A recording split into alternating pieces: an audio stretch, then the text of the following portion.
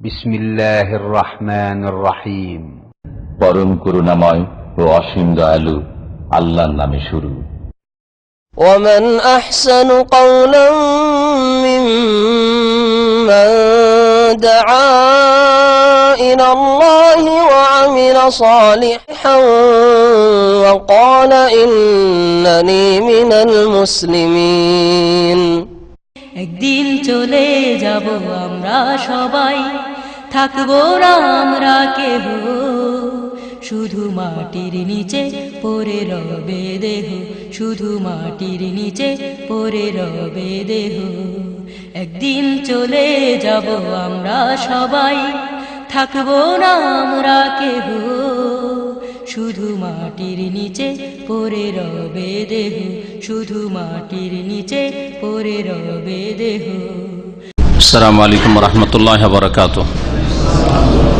বিসমিল্লাহির রহমানির রহিম। আলহামদুলিল্লাহি রাব্বিল আলামিন, ওয়াসসালাতু ওয়াসসালামু আলা সাইয়্যিদিল মুরসালিন নবিয়িনা মুহাম্মদ ওয়া আলা আলিহি ওয়া সাহবিহি আজমাইন, আম্মা বাদ। ফাউযু বিল্লাহি মিনাশ শাইতানির রাজীম। কুল কুল্লুন ইয়ামালু আলা শাকিলাতিহি ওয়া ফারাব্বুকুম আ'লামু বিমান হুয়া আহদা সাবিলা। আল্লাহ পাক রব্বুল আলামিনের যাবতীয় প্রশংসা যে আল্লাহ পাক রব্বুল আলামিন সবকিছুর মালিক। আল্লাহ পাক রব্বুল আলামিন যাকে ইচ্ছা সম্মানিত করেন আর যাকে ইচ্ছা আল্লাহ পাক রব্বুল আলামিন লাঞ্ছিত করেন। আল্লাহ পাক যাকে ইচ্ছা হিদায়াতের তৌফিক দান করেন আর যাকে ইচ্ছা গুমরাহির রাস্তায় ছেড়ে দেন। সালাত এবং সালাম নাযিল করেন মুহাম্মদ রাসূলুল্লাহ সাল্লাল্লাহু আলাইহি সাল্লামের উপর, যাকে আল্লাহ পাক রব্বুল আলামিন সবচেয়ে বেশি সফলতা দান করেছেন এবং সফলতার পূর্বেই তাকে আল্লাহ পাক ভবিষ্যৎবাণী করে সুসংবাদও দিয়েছেন। আমাদের তাফসীর হচ্ছে সূরাতুল ইসরা বা সূরা বনী ইসরাইল থেকে। আজকে ইনশাআল্লাহ তাআলা আমরা শেষ করব। আয়াত নম্বর 84 থেকে তাফসীর হবে। তার আগের কয়েকটি আয়াতে আল্লাহ পাক রব্বুল আলামিন রাসূলুল্লাহ সাল্লাল্লাহু আলাইহি ওয়াসাল্লামকে সুসংবাদ দিয়েছেন। একটি সুসংবাদ ছিল যে আয়াতগুলি তাফসীর আমরা করেছি। সুসংবাদ ছিল যে তুমি তাহাজ্জুদ আদায় করো, তাহলে তোমাকে আল্লাহ পাক প্রশংসিত স্থানে মাকামে মাহমুদে পৌঁছিয়ে দেবেন।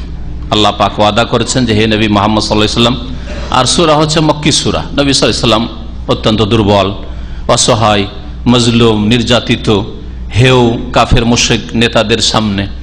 সে সামনে আল্লাহ পাক তাকে ভবিষ্যৎবাণী করে সবচাইতে বড় সম্মানের স্থানে, প্রশংসিত স্থানে মাকামে মাহমুদে পৌঁছাবেন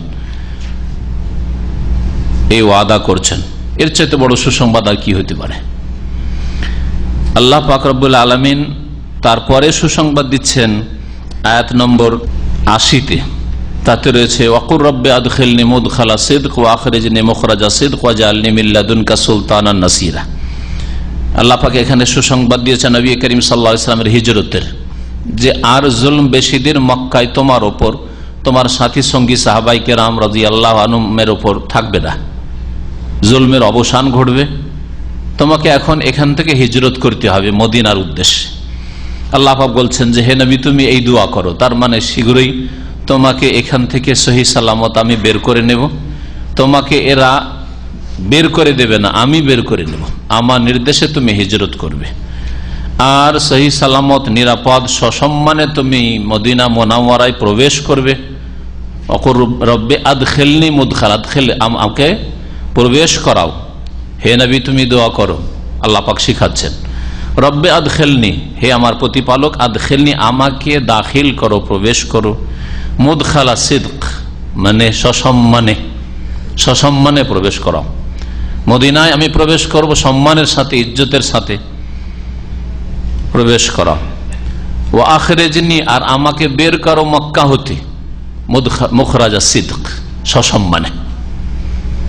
আল্লাহ পাক রব্বুল সসম্মানে বড় ইজ্জতের সাথে তাকে পৌঁছে দিলেন সহি সালামত মদিনায়। সসম্মানে প্রবেশ করলেন মদিনায়, সসম্মানে বেরোলেন মক্কাতুল মুকাররমা থেকে। এই ছিল সুসংবাদ তৃতীয় সুসংবাদ রয়েছে তারপরে আয়াত নম্বর 81-তে। ওয়াকুল জা আল হক, হে নবী এ কথাও বলো সত্য এসে গেছে। দ্বীন ইসলাম সত্য, কোরআন কারীম সত্য, আল্লাহ পাকের নাযিলকৃত বিধান সত্য এসে গেছে। মুহাম্মদ রাসূলুল্লাহ সাল্লাল্লাহু আলাইহি ওয়াসাল্লামের রিসালাত সত্য, তিনি শেষ রাসূল, সারা বিশ্বের সমস্ত মানুষের জন্য সত্য আগত হয়েছে। ওয়া যাহাকাল বাতিল, বাতিল বিলুপ্ত হবেই। জাহাকা বাতিল বিলুপ্ত হয়েছে মানে হবে, এখনো হয়নি। মক্কায় সূরা নাযিল হচ্ছে, আয়াত নাযিল হচ্ছে, সূরা বনী ইসরাঈল মক্কায় নাযিল হচ্ছে, এখনো বাতিল ধূলিসাৎ হয়নি, বিলুপ্ত হয়নি। কিন্তু আল্লাহ বলছেন ওয়াজাহাকাল বাতিল, অতীতকাল দিয়ে বাতিল বিলুপ্ত হবেই হবে। যেমন অতীতের কোন ঘটে যাওয়া ঘটনা সত্য, এতে সামান্যতম কোনো সন্দেহ নেই, চোখের সামনে ঘটেছে আপনার, ওই রকমই ভবিষ্যতে মাত্র কয়েক বছরের মধ্যে বাতিল নিশ্চিহ্ন হয়ে যাবে, বিলুপ্ত হয়ে যাবে। মক্কা বিজয়ের সুসংবাদ রয়েছে। এই আয়াতে তাফসীরকাররা বলছেন, আয়াত নম্বর 81-তে ওয়াকুল জা আল হক ওয়া যাহাকাল বাতিল ইন্নাল বাতিলা কানা যাহুকা, নিশ্চয়ই বাতিল বিলুপ্ত হওয়ারই বস্তু, চিরকাল থাকার জন্য আসে নাই। মিথ্যা অবশ্যই ধ্বংস হবে, মিথ্যার সর্বনাশ হবে, মানুষের তৈরি করা মতবাদ ধ্বংস হবে। ফেরাউন বাতিলপন্থী ধ্বংস হয়েছে, হক মুসা আলাইহিস সালামের প্রতি নাজিলকৃত কিতাব বিজয়ী হয়েছে। আল্লাহ পাকের এটা হচ্ছে যুগে যুগে নীতিমালা। নবী করিম সাল্লাল্লাহু আলাইহি ওয়াসাল্লামকে এই আয়াতে সুসংবাদ হয়েছে মক্কা বিজয়ের। মক্কা বিজয়, এখন তো হিজরতই হয়নি, হিজরতের আগে নাজিল হচ্ছে এই আয়াতগুলি।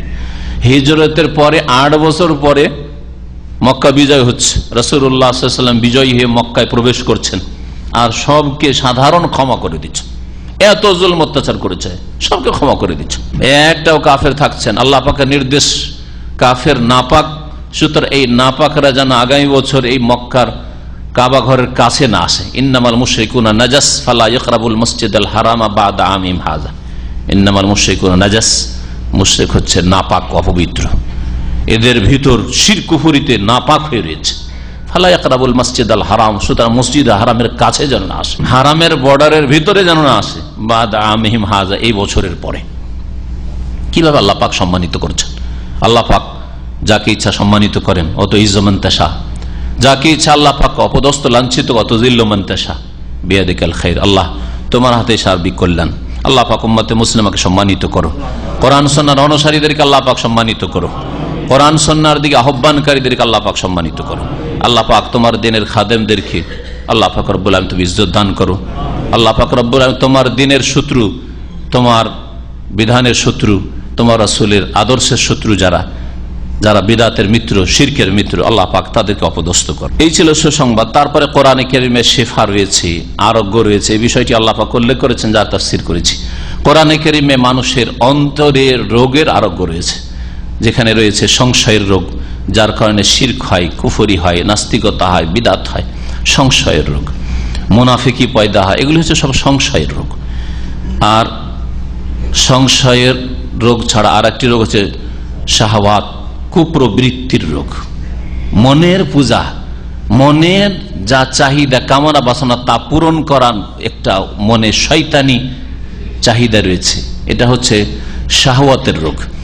এই সমস্ত রোগের চিকিৎসার জন্য আল্লাহ পাক আল কোরআন নাযিল করেছেন। অতিরিক্ত এতে শারীরিক সমস্ত রোগের আরোগ্য রয়েছে, কিন্তু শুধু এই জন্য আল্লাহ নাযিল করেননি, আসলে নাযিল করেছেন অন্তরকে সমস্ত রকমের পাপ থেকে, সমস্ত রকমের সংশয় থেকে, সমস্ত রকমের কুফরি থেকে, শিরক থেকে, আর কুসংস্কার থেকে মুক্ত করার জন্য। হিংসা, বিদ্বেষ, শত্রুতা, কলহ, মনে যে সব আরো এইরকম একজন মানুষের আরেকজন মানুষ সম্পর্কে যত খারাপই থাকতে পারে, সমস্ত কিছু থেকে চিকিৎসা রয়েছে কোরআনে কারীমে শিফা।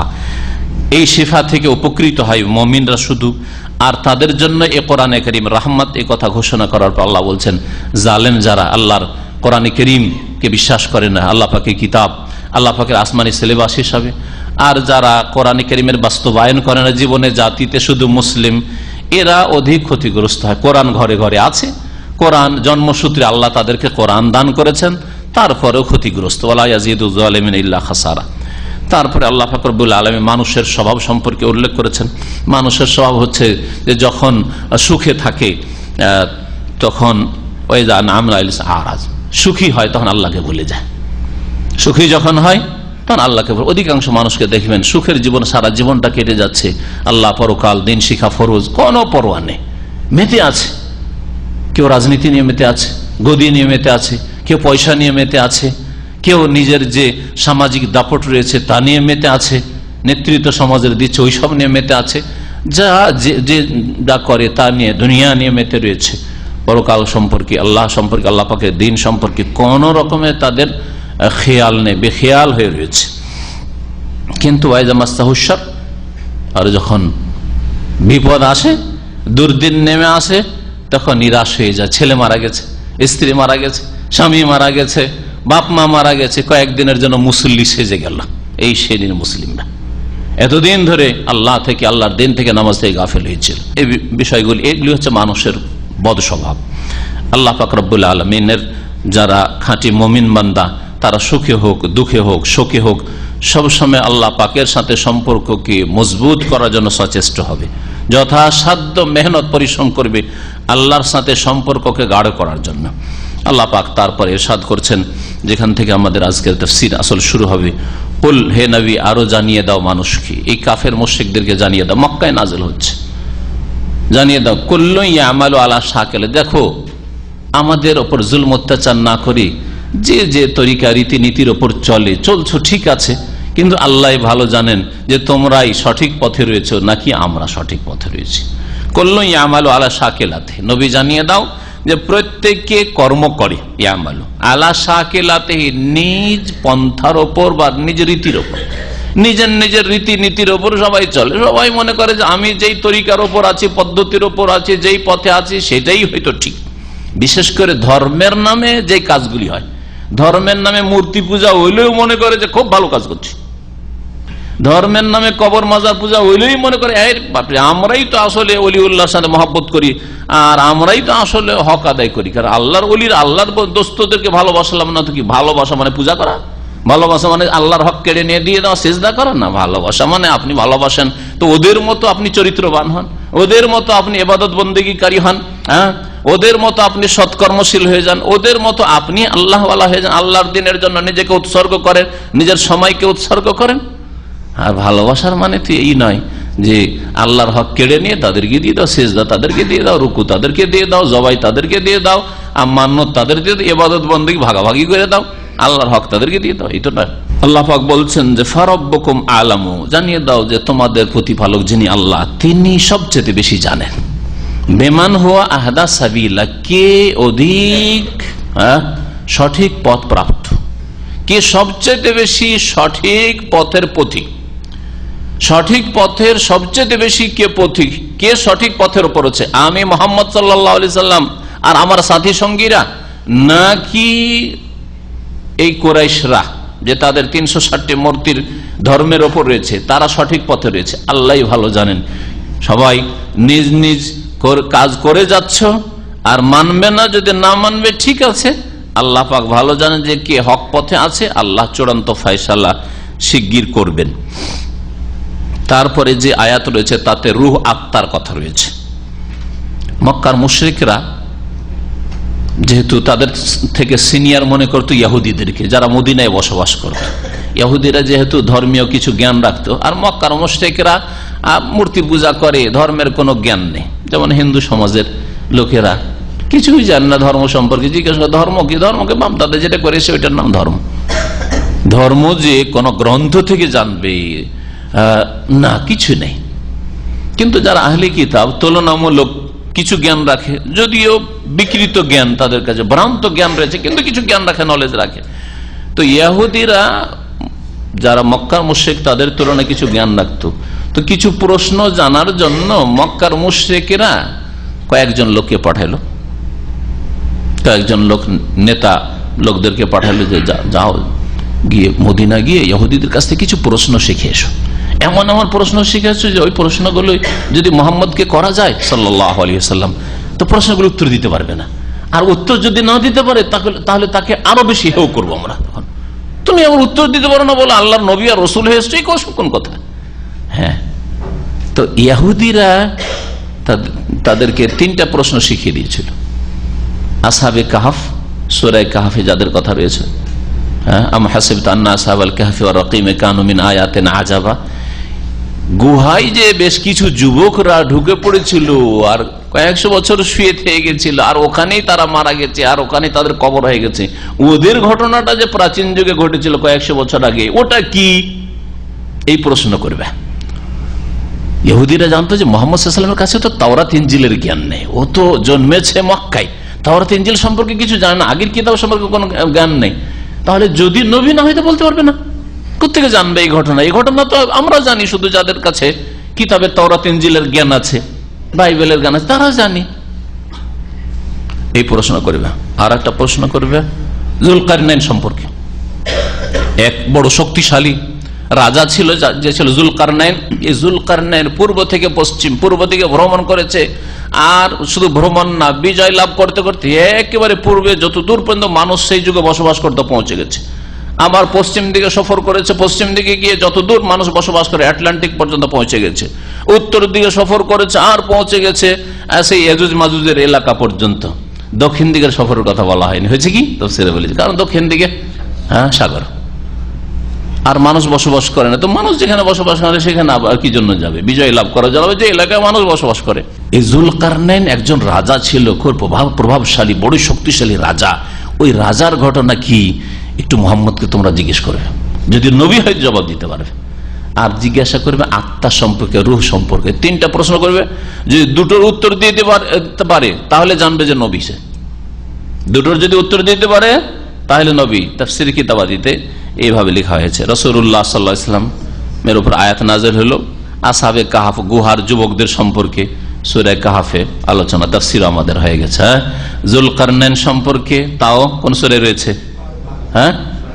সূরা কাহাফে রয়েছে। ওয়াসআলুনাকা আন যিল কারনাইন, হে নবী তোমাকে এরা জিজ্ঞেস করে জুলকারনাইন সম্পর্কে, তোমাকে শোনাচ্ছি জুলকারনাইনের ঘটনা হচ্ছে, আল্লাহ পাক শুনিয়ে দিয়েছেন। তারও তাফসীর শেষ হয়ে গেছে আমাদের। এখানে সূরা বনী ইসরাঈল 3য় প্রশ্নের উত্তর রয়েছে। ওয়াসআলুনাকা আনির রূহ, হে নবী তোমাকে এই মুশরিকরা, কুরাইশরা, মক্কার মুশরিকরা জিজ্ঞেস করে রূহ সম্পর্কে, আত্মা সম্পর্কে। কুলির রূহ মিন আমরি রাব্বি, হে নবী তুমি বলে দাও যে রূহ হচ্ছে, আত্মা হচ্ছে আমার প্রতিপালকের নির্দেশের অন্তর্ভুক্ত। আমার প্রতিপালকের যেসব আদেশ রয়েছে সেসব আদেশের একটি আদেশ হচ্ছে রূহ। আল্লাহ পাকের নির্দেশে আত্মা আসে শরীরে।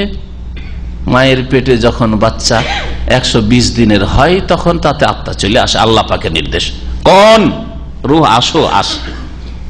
আর যখন আল্লাহ কাউকে মওত দিতে চান, মৃত্যু দান করতে চান, তখন আল্লাহ বলেন যে এই আত্মা বেরিয়ে আসো, বেরিয়ে যায়। বসে আছে, বসে থাকতে থাকতে ঢলে পড়ে গেল, শুয়ে আছে, শুয়ে থাকতে আর কথা বলেন না, শেষ হয়ে গেল। বুঝতে পারে না কেমন আত্মা ছিল, আর আবার বেরিয়ে গেল, কোনখান দিয়ে বেরিয়ে গেল কিছু টের পাচ্ছেন? কিছুই টের পাচ্ছেন না। আল্লাহ পাক রব্বুল আলামিন দুটো প্রশ্নের উত্তর তো দিয়েছেন, ওই গুহার যুবকদের সম্পর্কে আর জুলকারনাইন সম্পর্কে। কিন্তু রূহ সম্পর্কে মানুষের সীমিত জ্ঞান দিয়ে এই বিষয়, সূক্ষ্ম বিষয়টি উপলব্ধি করা অসম্ভব, যার ফলে আল্লাহ পাক এই বিষয়টিকে গুটিয়ে রেখে দিয়েছেন। বলছেন যে এটা হচ্ছে আল্লাহ পাকের নির্দেশ। আল্লাহ পাকের নির্দেশ যেসব রয়েছে তার একটি এটি।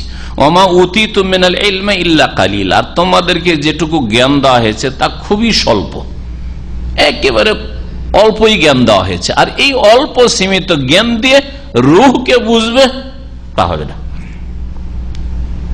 এটা হবে না, এটা সম্ভব না। তারপরে আল্লাহ পাক ইরশাদ করছেন ওয়ালা ইন শি'না লানাযহাবান্না বিল্লাযী আওহায়না ইলাইকা, হে নবী মুহাম্মদ সাল্লাল্লাহু আলাইহি ওয়াসাল্লাম আমি যদি চাই তো তোমার প্রতি যে কোরআন নাযিল করেছি আর করছি তা আমি মুহূর্তের মধ্যে তোমার অন্তর থেকে টেনে নেব। সারা পৃথিবীতে এত যে মানুষের ঘরে কোরআনে কারীমের কপি রয়েছে, আর কোরআনে কারীমের হাফেজ কত লক্ষ লক্ষ রয়েছে, আল্লাহ যদি চান মুহূর্তের মধ্যে তা অন্তর থেকে টেনে নেবেন, আর ঘর থেকে আল্লাহ পাক টেনে নেবেন। অথবা কপিগুলি থেকে যাবে, সাদা পাতা শুধু থেকে যাবে, তাতে কোনো লিখা নেই। আল্লাহ করতে সক্ষম না, সক্ষম নন? এই কথাই আল্লাহ এখানে বলছেন। ওয়ালা ইন শি'না, আমি আল্লাহ যদি চাই, লানাযহাবান্না বিল্লাযী আওহায়না ইলাইক, তবে অবশ্যই সরিয়ে দিতে পারবো, অবশ্যই সরিয়ে দেবো আমি চাইলে ওই কিতাবকে, ওই গ্রন্থকে যা হে নবী তোমার প্রতি ওহী করেছি। কোরআন যে ওহী করেছি তা ইচ্ছা করলে তোমার অন্তর থেকে মুছে দিতে পারবো, মানুষের অন্তর থেকে মুছে দিতে পারবো, কোরআনের কপি থেকে আমি মিটিয়ে দিতে পারবো। সুম্মা লা তাজিদু লাকা বিহি আলাইনা ওয়াকিলা, তারপরে আমি কোরআন যে তোমাদের কাছ থেকে কেড়ে নিলাম এর বিরুদ্ধে, আমার বিরুদ্ধে এ সম্পর্কে কোনো কর্মবিধায়ক পাবে না, যে কেউ তোমার সাহায্য করবে আর আবার নিয়ে যাবে, সেটাকে ফিরিয়ে, এইরকম কোন শক্তি পাবেন। এক কথায় আল্লাহ পাক এখানে তার তৌহিদ একত্র দেখাতে চেয়েছেন। যদি তৌহিদে আল্লাহর একত্রে কারো ভাগ থাকতো তো তিনি হতেন মোহাম্মদ রাসূলুল্লাহ, তাই না? আল্লাহ যদি কাকে ভাগাভাগি করতেন যে তার একত্রে, তাহলে নবীকে কিছু ভাগ দিতেন। সবচেয়ে শ্রেষ্ঠ মানুষ তিনি, সবচেয়ে শ্রেষ্ঠ ব্যক্তি, আল্লাহ পাকের মখলুক তিনি। তাহলে নবীকেই যখন আল্লাহ পাক ভাগ দেননি, আমি যদি তোমার কাছ থেকে কোরআনটা কেড়ে নিই, সরিয়ে নিই, তো কোনো শক্তি নেই যে তোমাকে ফিরিয়ে দিতে পারে বা তুমি ফিরিয়ে নিতে পারো। তাহলে তারপরে আবার কার জন্য রুকু আর কার জন্য সিজদা আর কার জন্য পূজা? আল্লাহ ছাড়া। আল্লাহ ছাড়া কারো কোনো ক্ষমতা নেই। আল্লাহ ছাড়া কেউ না আল্লাহ পাকের কাজগুলি কেউ করতে পারে, কোনো একটি কাজ সামান্য, আর না আল্লাহ পাকের ইবাদত বন্দেগীতে কেউ শরীক রয়েছে। ইল্লা রহমাতাম মির রব্বিক, তবে তোমার প্রতিপালকের এই হচ্ছে অনুগ্রহ যে আমি কেড়ে নিনি, ওহী নাযিল করে তোমার অন্তরে রেখেছি, হৃদয় মুখস্থ করিয়ে দিয়েছি, তোমাকে সুরক্ষিত করে দিয়েছি, আর কোরআন সুরক্ষিত রয়েছে। অসংখ্য মানুষ রয়েছে সুবহানাল্লাহ হাফেজে কোরআন, আর অসংখ্য পৃথিবীতে কপি ছড়িয়ে রয়েছে। এক দেশ থেকে কোরআন যদি কেড়ে নাও, সারা পৃথিবী বহু দেশে থাকবে। এক জাতি থেকে কোরআন যদি কেড়ে নাও, বহু জাতি থাকবে। এক জাতিকে যদি কাফের মুশরিক বানিয়ে দাও, নাস্তিক বানিয়ে দাও, বহু জাতি পয়দা হবে। আল্লাহ পাক বলছেন, হে মুসলিমরা, তোমরা যদি ফিরে যাও, বিমুখ হয়ে যাও, ইস্তাবদিল কওমান গায়রাকুম, তোমাদের বাদ দিয়ে আল্লাহ অন্য জাতিকে নিয়ে আসবেন যারা মুমিন মুসলিম হবে। নতুন নতুন ইসলাম গ্রহণ করছে, দেখুন পশ্চিমারা ইসলাম গ্রহণ করছে, আজকে মহিলারা ইসলাম গ্রহণ করছে। ইস্তাবদিল কওমান গায়রাকুম, মুসলিমের ঘরে নাস্তিক বেদিন পয়দা হচ্ছে, মুসলিমের ঘরে আল্লাহ দ্রোহী, ইসলাম দ্রোহী, ইসলামের শত্রু আর হজের শত্রু, হ্যাঁ, আর কোরবানির শত্রু, এইসব পয়দা হচ্ছে, তাই না? আর কাফের ঘর থেকে মুমিন মুসলিম পয়দা হচ্ছে। ইস্তাবদিল কওমান সুম্মা লা ইয়াকুনু আমসালাকুম, যারা নতুন ভাবে ইসলামে আসবে তারা তোমাদের মতো অবাঞ্ছিত হবে না, বেকার অপদার্থ হবে না। তোমার প্রতি তোমার রবের রহমত রয়েছে, অনুগ্রহ রয়েছে। ইন্না ফাদলাহু কানা আলাইকা কাবীরা, নিঃসন্দেহে তার অনুগ্রহ, আল্লাহ পাকের অনুগ্রহ হে নবী মুহাম্মদ সাল্লাল্লাহু আলাইহি ওয়াসাল্লাম তোমার প্রতি বিরাট রয়েছে, কবীরা, বিরাট রয়েছে। এখানে আল্লাহ কবীরা বলেছেন। আর সূরা হুদের আয়াত নম্বর 13-তে আল্লাহ পাক বলছেন ওয়া কানা ফাদলুল্লাহি আলাইকা, না, আল্লাহ পাক রব্বুল আলামিন সূরা নিসার আয়াত নম্বর 113-তে, তাতে বলেছে ওয়া কানা ফাদলুল্লাহি আলাইকা আযীমা, হে নবী মুহাম্মদ সাল্লাল্লাহু আলাইহি ওয়াসাল্লাম আল্লাহ পাকের অনুগ্রহ তোমার উপর আযীম, মহান রয়েছে। আল্লাহ পাকের সবচেয়ে বড় ফজল, অনুগ্রহ মুহাম্মদ সাল্লাল্লাহু আলাইহি সাল্লামের উপর রয়েছে। এই কথা আল্লাহ পাক একাধিক আয়াতে বলেছে। এখানে কবীরা বলেছেন আর সূরা নিসা আযীমা বলেছেন। তারপরে মহান আল্লাহ কোরআনে কারীম সম্পর্কে চ্যালেঞ্জ করছেন ওই সব মানুষকে যারা কোরআনে কারীমকে অস্বীকার করে, কোরআনে কারীম কি আল্লাহর বাণী বলে স্বীকার করতে চায় না, কোরআনে কারীম কি আসমানি সিলেবাস, আল্লাহর নাযিলকৃত বিধান হিসাবে জীবনের সমস্ত ক্ষেত্রে স্বীকার করতে চায় না, মানতে চায় না। ওই সব আরব মুশরিকদেরকে প্রথম আল্লাহ পাক চ্যালেঞ্জ করেছেন যাদের মাতৃভাষা আরবি ছিল আর যারা কাব্য রচনা করত, আর সেই যুগে তাদের আরবি সাহিত্যে বড় বড় পণ্ডিতরা ছিল। আরবি সাহিত্য যত উন্নতি করেছিল, আরবি আদব সাহিত্য যত উন্নতি করেছিল মুহাম্মদ রাসূলুল্লাহ সাল্লাল্লাহু আলাইহি ওয়াসাল্লামের জামানায়, যখন কোরআন নাযিল হচ্ছিল সেই সময়, আজকেও এত উন্নত আরবি সাহিত্য না। বড় বড় কবি সেই যুগে পয়দা হয়েছে, জাহিলি যুগে আর তারপরে ইসলামের যুগেও।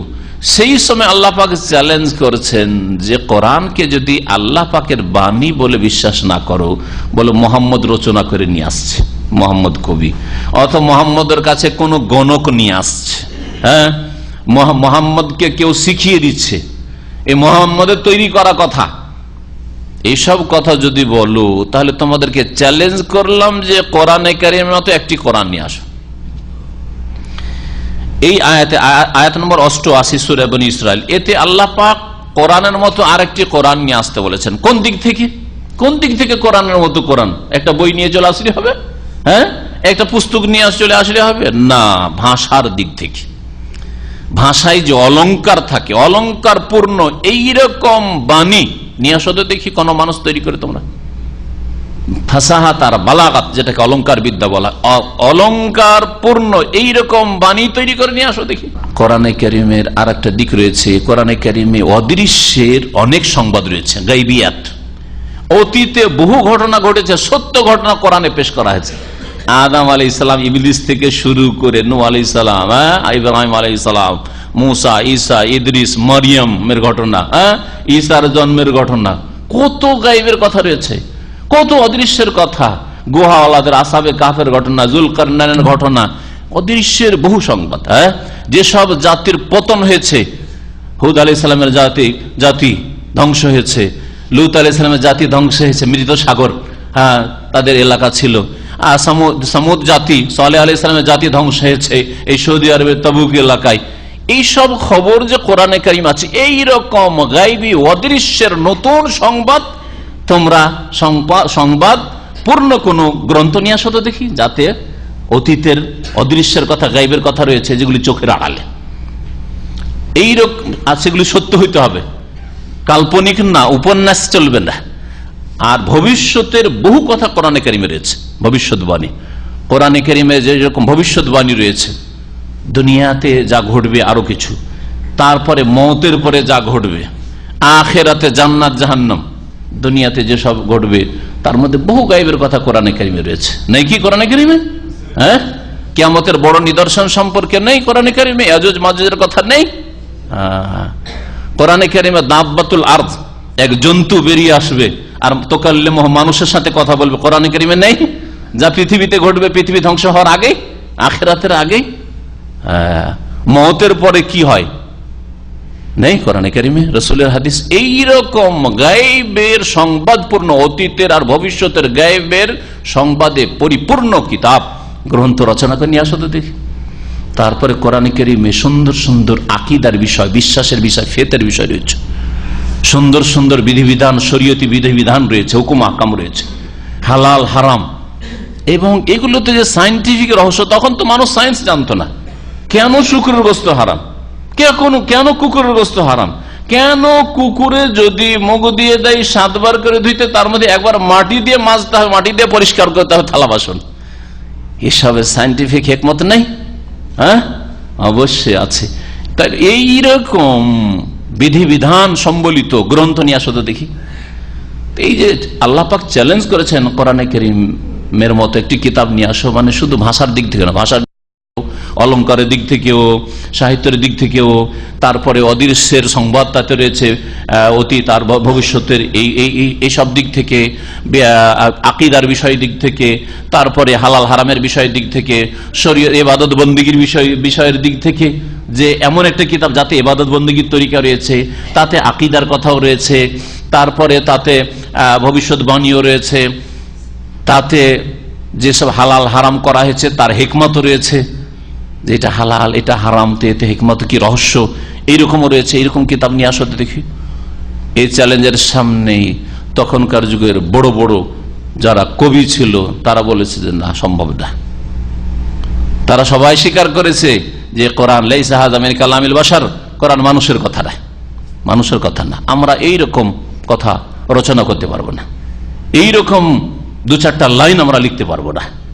এই আয়াতে কোরআনের মতো একটি কোরআন নিয়ে আসতে বলে, কিতাব নিয়ে আসতে বলেছেন। কুল, হে নবী তুমি তাদেরকে চ্যালেঞ্জ করে বলে দাও, লাইন ইজতামাআতিল ইনসু ওয়াল জিন। তারপরে শুধু এক দেশের লোককে আল্লাহ চ্যালেঞ্জ করেননি, সারা বিশ্বের সমস্ত মানুষকে, শুধু সমস্ত মানুষকে চ্যালেঞ্জ করেননি, সমস্ত জিনকে আল্লাহ চ্যালেঞ্জ করছে। মানুষ আর জিন সবাই মিটিং করো, আর মিটিং করে সবাই মিলে চেষ্টা করো যে কিছু আমি বানাইলাম, কিছু তোমরা বানাও, কিছু মানুষে বানাইলো, কিছু জিনে বানাইলো, রচনা করলো, আর এইরকম একটা গ্রন্থ নিয়ে আসো। আর কোরআনের মতো সেই অলঙ্কার পূর্ণ আর ওই রকমই যেসব গুণগুলি বললাম কোরআনে কারিমে রয়েছে, কিছুই বললাম, কিছু সামান্য বললাম, এছাড়া বহু গুণ কোরআনে কারিমে রয়েছে।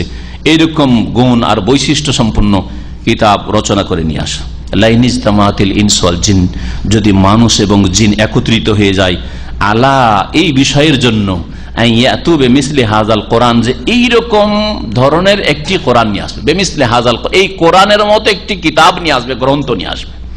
লা ইয়াতুনা বিমিসলি, আল্লাহ বলছেন যে এই ধরনের গ্রন্থ কিতাব কখনো নিয়ে আসতে পারবে না।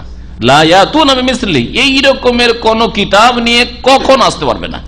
ওয়ালাউ কানা বাযুহুম লিবাযিন যাহিরা, যদিও তাদের একে অপরের জন্য সহায়ক হয়, সাহায্যকারী হয়। সারা বিশ্বের সমস্ত মানুষ একে অপরের সাহায্য করে, দুনিয়ার কোন কাজে একজন অপরজনের সবাই সাহায্য করে হয় না। কোন একটা দল করেন যতই হকের ওপর, কখনো সবাই সাহায্য করবে না। কোন একটা দিনের কাজ করেন, একবারে খালেস দাওয়াতের কাজ, কোরআন সুন্নাহর কাজ করছে, সবাই সাহায্য করবে? বরং যত হক হবে তত বেশি বিরোধী হবে। যত সত্য কথা বলবেন, যত হকের কথা বলবেন তত বেশি বিরোধী হবে, বিরোধীদের সংখ্যা বাড়বে। আর যদি বিরোধী না থাকে তো জানবেন যে আপনি বাতিল, হকের উপরে না। কারো যদি বিরোধী না থাকে তাহলে জানবেন যে আপনি বাতিলের উপর আছেন, বাতিলের সাথে সমঝোতা করেন, যার ফলে বলছে ওদের কোনো অসুবিধা নেই, আমাদেরটা চলছে, তোমাদেরটা চলছে, সব ঠিক, সবটাই ঠিক। এই সবটাই ঠিকের থিওরির উপরে যদি আমল করেন তাহলে সবাই দোস্ত হয়ে যাবে, যেটা আল্লাহ চান নাই। নবীর সবাই দোস্ত হয়নি, বন্ধু হয়নি। আল্লাহ পাক রব্বুল আলামিন এই চ্যালেঞ্জ করেছেন। আর চ্যালেঞ্জ করে সূরা হুদের আয়াত নম্বর 13-তে, তাতে রয়েছে আল্লাহ পাক বলছেন ঠিক আছে গোটা কোরআনের মতো একটা কিতাব নিয়ে আসতে পারবেন না, তো 10টা সূরা নিয়ে আসো, 10টা সূরা নিয়ে আসো, 10টি সূরা। এই চ্যালেঞ্জের সামনেও দাঁড়াতে পারেনি, মোকাবেলা করতে পারেনি কাফের মুশরিকরা। সূরা বাকারার প্রথম দিকে কয়েক রুকুর পরে রয়েছে ওয়াইন কুনতুম ফি রাইবিম মিম্মা নাযালনা আলা আবদিনা ফাতু বিসূরাতিন মিন মিসলি, সেখানে রয়েছে একটা সূরা নিয়ে এসো। সূরা হুদে রয়েছে ফাতু বিআশরি সুওয়ারিন মুফতারায়াত, 10টি সূরা বানিয়ে নিয়ে এসো। আর সূরা বাকারাতে চ্যালেঞ্জ, 10টাও পারলেন না, গোটা কোরআনের মতো একটা কিতাব গ্রন্থ নিয়ে আসতে পারলেন না, তো ঠিক আছে একটা সূরা নিয়ে এসো। ফাতু বিসূরাতিন মিন মিসলি, কোরআনের মতো একটা সূরা নিয়ে এসো, সূরা নাস, সূরা ফালাক, সূরা কাউসার, সূরা আসর, এরকম একটা সূরা নিয়ে আসো। আল্লাহ পাক বলছে যে পারবে না, তারপরে আর পারেও নি। এইভাবে আল্লাহ পাক চ্যালেঞ্জ করেছেন। তারপরেও কাফের মুশরিকদের অধিকাংশকে তৌফিক হয়নি ঈমানের, কোরআনের প্রতি ঈমান নিয়ে আসেনি, বদনসিব, হতভাগা। আল্লাহ পাক তারপরে ইরশাদ করেছেন ওয়ালাকাদ সাররাফনা লিন-নাসি ফি হাযাল কুরআন মিন কুল্লি মাসাল, আর নিঃসন্দেহে আমি মানব জাতির উদ্দেশ্যে এই কোরআনে কারিমে বারবার করে বিস্তারিত আলোচনা করেছি। আল্লাহ পাক কোরআনে কারীমের বিধিবিধান, উপদেশগুলিকে বারবার করে বিভিন্ন ভাবে বর্ণনা করেছেন। এই জন্যই এর আগে এরকম একটি আয়াত গত সপ্তাহে বা তার আগের সপ্তাহে তাফসীরে এসেছে, বলেছি যে একটা ঘটনাকে আল্লাহ পাক এক জায়গায় শুধু বয়ান করেননি, বিভিন্ন জায়গায়, বিভিন্ন সূরায়। আদম আলাইহিস সালামের ঘটনা বিভিন্ন জায়গায়, মুসা আলাইহিস সালামের ঘটনা বিভিন্ন সূরায়, ইব্রাহিম আলাইহিস সালামের ঘটনা বিভিন্ন সূরায়। এইভাবে ঘটনাবলীকে আল্লাহ বিভিন্ন জায়গায় নিয়ে এসেছেন। সাররাফনা মানে বিভিন্ন ভাবে বর্ণনা করা। মিন কুল্লি মাসাল, সব রকমের উপমা বা দৃষ্টান্ত আল্লাহ পাক বর্ণনা করেছেন। ফাআবা আকসারুন নাস, কিন্তু অধিকাংশ মানুষ অস্বীকার করেছে ঈমান নিয়ে আসতে, বিশ্বাস করতে অস্বীকার করেছে কোরআনকে। ইল্লা কুফুরা, তবে কি করেছে তারা? কুফরি করেছে। কুফরি করেছে, অধিকাংশ লোক কুফরিতে লিপ্ত হয়েছে। ওয়াকালু, আর আরব মুশরিকরা বলেছিল, আরব মুশরিকেরা 6টা প্রস্তাব পেশ করেছিল রাসূলুল্লাহর কাছে, মুজিজার 6টা প্রস্তাব, হে মুহাম্মদ তোমাকে মানব। এই আয়াতগুলি যে সামনে আসছে সেই আয়াতগুলিতে উল্লেখ আছে এই বিষয়গুলি।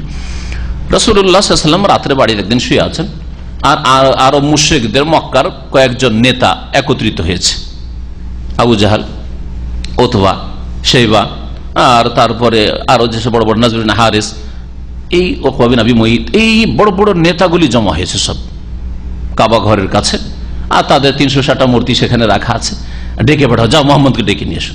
রাসূলুল্লাহ সাল্লাল্লাহু আলাইহি ওয়াসাল্লাম ভাবছেন রাত্রে যখন এই বড় বড় নেতারা ডেকেছে, বড় আশা যে রাতের অন্ধকারে হতে পারে যে সত্যকে মেনে নেবে, কালিমা পড়ে নেবে, লোকের সামনে হয়তো লজ্জা লাগছে, তো হতে পারে রাতের অন্ধকারে কালিমা পড়ে নেবে, ইসলাম কবুল করবে।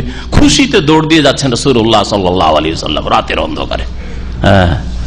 ভয় নেই, জানের ভয় নেই। আর আমাদের মতো দুর্বল ইমানের মানুষ হলে আরে রাতে, গভীর রাতে ডাকছে, তাও দুশমন ডাকছে, না যাবো না, পরের দিনে দেখা হবে, তাই না? রাসূলুল্লাহ রাতের অন্ধকারে চলে যাচ্ছে। আল্লাহ হেফাজত, আল্লাহু ইয়াসিমুকা মিনান নাস, আল্লাহ পাক বলছেন নবীকে, আল্লাহ তোমার হেফাজত করে মানুষের অনিষ্ট থেকে। রাসূলুল্লাহ সাল্লাল্লাহু আলাইহি ওয়াসাল্লাম যাচ্ছেন বড় আশা নিয়ে যে হয়তো কালিমা পড়ে মুসলিম হবে। মুসলিম কি হবে? এই প্রস্তাবগুলি। ওয়াকালু, এই কাফের মুশরিকরা বলেছিল, লান নুমিনা লাকা, হে মুহাম্মদ তোমার প্রতি কখনো ঈমান নিয়ে আসবো না, বিশ্বাস করব না। তবে যদি এইগুলো আমাদের প্রস্তাব, এগুলো যদি করে দিতে পারো, আমাদের দাবি দাবা যদি পূরণ করো, 6টা দাবি আছে, 6টার একটা কমপক্ষে দেখাইতে হবে। কি হাত্তা তাফজুরা লানা মিনাল আরদি ইয়ামবুয়া, যতক্ষণ পর্যন্ত আমাদের জন্য এই ভূমি থেকে ঝর্ণাধারা প্রবাহিত না করে দিবেন। দেখেন মক্কায় চারিদিকে পাথর আর পাথর আর পানির অভাব, কত দূর দূর থেকে মশকে করে পানি নিয়ে আসতে হচ্ছে, ঝর্ণা প্রবাহিত করে দেয়। একটা নহর নদী চলুক, গঙ্গার মতো, পদ্মার মতো, যমুনার মতো, হ্যাঁ, আর সাইহন, জৈহন, ফোরাত, নীল, এইরকম একটা দরিয়া যদি বহিয়ে দিতে পারেন আপনি মক্কাতে, তাহলে আমরা ঈমান নিয়ে আসবো। আর কি বলছেন, আও তাকুন লাকা জান্নাহ, অথবা আপনার একটা বাগান হোক। আপনি যখন নবী, আরে আমরা না হয় বাগানের মালিক হইলাম না, কিন্তু আপনি একটা বাগানের মালিক হন, মক্কায় একটা বিশাল বাগান করে দেন, আল্লাহ রাতারাতি একটা বাগান দিয়ে দিক আপনাকে। আর সেই বাগানটা হবে কিসের? মিন নাখিলিন ওয়া আইনাব, খেজুরের বাগান আর আঙ্গুরের বাগান। আঙ্গুরের জন্য আমাদের ওই তাইফে যেতে হচ্ছে, না না, ও তাইফে যাওয়ার দরকার নেই, আমরা মক্কাতে একটা বাগান চাই। আর সে বাগানের মালিক মোহাম্মদ তুমি হও, অসুবিধা নেই, তুমি মালিক। ফাতুফাজ্জিরাল আনহারা খিলালাহা তাফজিরা, শুধু বাগান না, বাগানের মাঝে মাঝে ফাঁকে ফাঁকে কি হইতে হবে? ঝর্ণা ধারা প্রবাহিত করতে হবে। ঝর্ণা যেন বাগানের ভিতর দিয়ে ঝর্ণা থাকে, নহর প্রবাহিত, পানিও পাওয়া যায় বাগানের ভিতরে, খেলাম দেম আর পানিও পেয়ে গেলাম, একেবারে পরিষ্কার পরিচ্ছন্ন স্বচ্ছ পানি। কয়টা প্রস্তাব হইল? দুইটা হয়েছে। আউতুসকিতাস সামা, অথবা আপনি এক কাজ করেন, আকাশকে টুকরো টুকরো করে আমাদের মাথার উপর ফেলে দেন দেখি, বৃষ্টি বর্ষণের মতো করে আকাশকে ফেলে দেন দেখি। কামা জামতা আলাইনা, যেমন আপনার ধারণা যে আমাদের উপর নাকি আকাশ থেকে আযাব নাজিল হবে। কারণ নবী সাল্লাল্লাহু আলাইহি ওয়াসাল্লাম যখন তাদেরকে এই ইমানের দাওয়াত দিতেন, সতর্ক করতে, দেখো আল্লাহর প্রতি যদি ইমান না নিয়ে আসো তো কখন যে আযাব ইলাহি নাজিল হয়ে যায়, কখন যে আসমান থেকে আল্লাহ পাকের আযাব গজব নাজিল হয়ে যায়। দেখো আল্লাহ পাক রব্বুল তোমাদের আশেপাশে সামুদ সম্প্রদায়কে ধ্বংস করেছেন, আদ সম্প্রদায়কে ঘূর্ণিঝড় দিয়ে ধ্বংস করেছেন, লূত আলাইহিস সালামের জাতি, ওই সমকামী চরিত্রহীন জাতি, নোংরা জাতিকে আল্লাহ পাক ধ্বংস করেছেন, তোমাদের উপর কখন আযাব চলে আসতে পারে। নূহ আলাইহিস সালামের জাতিকে আল্লাহ পাক মহাপ্লাবন দিয়ে, বন্যা দিয়ে ধ্বংস করেছেন, তোমাদেরকে ধ্বংস করতে পারে। এই যে আল্লাহ পাকের রাসূল সাল্লাল্লাহু আলাইহি ওয়াসাল্লাম এইভাবে তাদেরকে উপদেশ দিয়ে নসিহত করতেন। তো তখন তারা বল, তুমি তো বলো যে নাকি আমরা যদি ঈমান না নিয়ে আসি তো আকাশ থেকে আমাদের উপর আযাব গজব নাজিল হবে। তো এক কাজ করো, আকাশটা উপরে দেখছি, আমাদের ভেঙে চুরে আমাদের উপর দেখি বর্ষা দাও, তো দেখি আকাশকে বর্ষা দাও আমাদের উপর টুকরো টুকরো, কেসাফান, টুকরো টুকরো করে। এটাও যদি না করো, আওতাতিয়া বিল্লাহি ওয়াল মালাইকাতা কাবিলা, অথবা আল্লাহকে আর আল্লাহর ফেরেশতাদেরকে আমাদের সামনে একবার নিয়ে এসে দেখিয়ে দেন। একবার আমরা সচক্ষে আল্লাহকে দেখে নি, আর ফেরেশতাদেরকে, কেমন জিবরাইল, কেমন মিকাইল, কেমন ইসরাফিল, কেমন মালাকুল মউত, সবকে দেখে নি দেখি, এটা দেখিয়ে দাও। একবার শুধু দেখতে চাও, দেখে মুসলমান হবে, হ্যাঁ, দেখে মুসলিম হবে। অনেকে বলছে টাকার জন্য মুসলিম হোক, কত টাকা দিবে আমাকে? এক একজনের এক এক গরজ। আরব মুশরিকদের গরজ ছিল যে আমরা সচক্ষে আল্লাহকে দেখবো তাইলে মানবো, অথবা ফেরেশতাকে দেখবো তাইলে মানবো। চলেন, কয়টা প্রস্তাব হইল? পাঁচটা হয়ে গেছে না? না চারটা? চারটা হয়েছে। আও ইয়াকুনা লাকা বাইতুম মিন যুখরুফ, অথবা ঠিক আছে এগুলো যদি না করতে পারো, এক কাজ করো, তুমি এই কুঁড়ে ঘরে বাস করো। তুমি কেন কুঁড়ে ঘরে বাস করবে যখন নবী রাসূল? আমরা নয় কুঁড়ে ঘরে বাস করি, কাঁচা ঘরে। তোমার একটা বাড়ি আল্লাহ তৈরি করে দিক, হয়ে যাক তোমার একটা বাড়ি মিন যুখরুফ, স্বর্ণ খচিত, স্বর্ণের তৈরি একটা বাড়ি। যখরুফ মানে যাহাব, স্বর্ণ খচিত একটা বাড়ি তোমার, অট্টালিকা, আর তাও একবারে স্বর্ণের ইট দিয়ে তৈরি।